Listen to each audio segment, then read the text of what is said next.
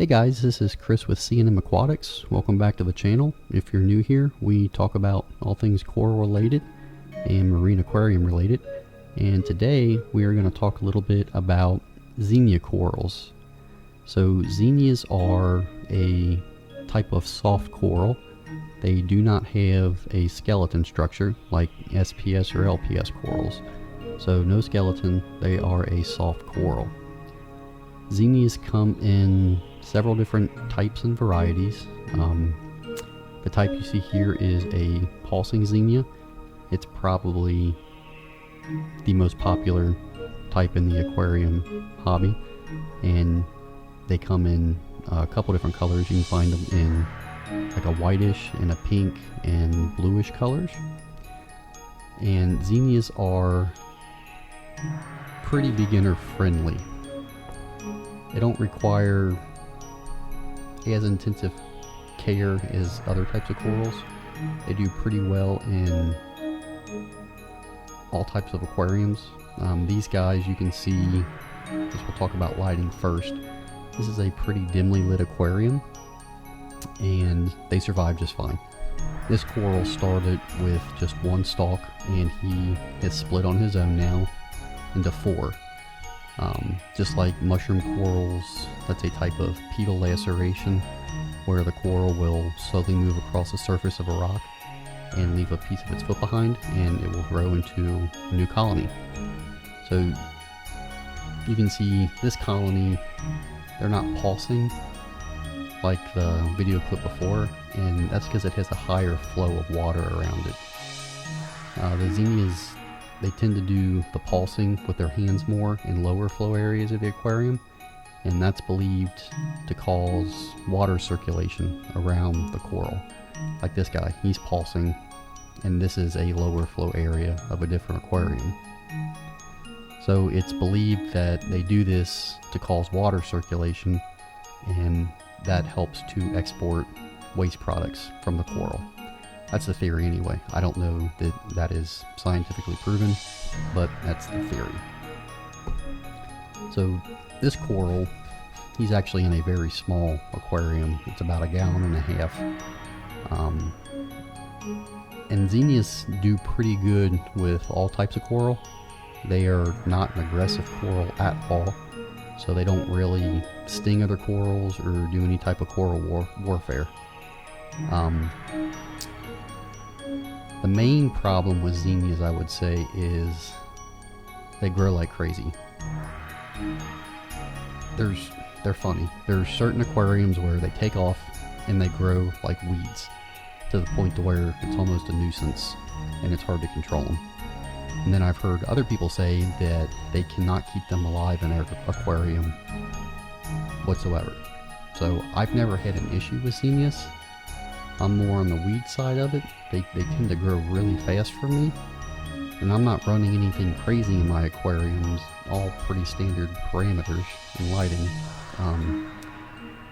But I cut Xenias probably every 3 weeks or so. I'm able to cut them and propagate them because they are growing so quickly. And I think they tend to like the water a little on the dirtier side. So if you have an ultra low nutrient system, they may not do as well. I think they'll survive. Like I said, I've never killed one, but I have heard that they do better in a little dirtier water. They like the nutrients. And it's kind of neat, like in this video clip, you get a bunch of them together pulsing like that. That rhythmic pulsing is kind of relaxing to watch. So the Xenias, they do very well in a wide range of lighting as well. This is a brighter aquarium. Now, they are a photosynthetic coral, so they do use the light for nutrients for metabolism, just like most corals. I've kept them in dimly lit aquariums and brightly lit aquariums. And they tend to, if you keep them in a dimly lit aquarium, they survive just fine. But the tentacles and the stalk tend to get elongated, kind of like they're growing up and reaching for the light because maybe they're not quite getting enough light. That's my theory on that. And then in this aquarium with sufficient lighting, they stay more compact.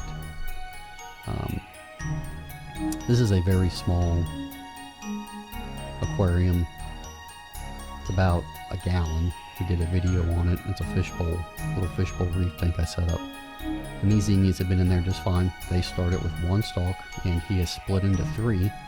So he's getting nutrition and enough light to grow. I know that.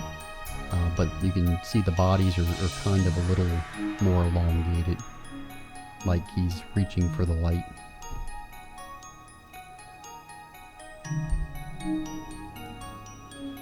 So, as far as feeding's concerned with zinnias, they rely mainly on their light source, the photosynthetic properties. I don't go out of my way to actively feed zinnias. They do some filter feeding. They absorb some nutrients from the water column through their tissues, like a lot of corals do. But I absolutely do not go out of my way to feed them. I put them in the same class as, say, leather corals. I treat them like that. I don't go out of my way to feed leathers, and I don't go out of my way to feed zinnias. I haven't had any issue with them. They've grown just fine without me trying to feed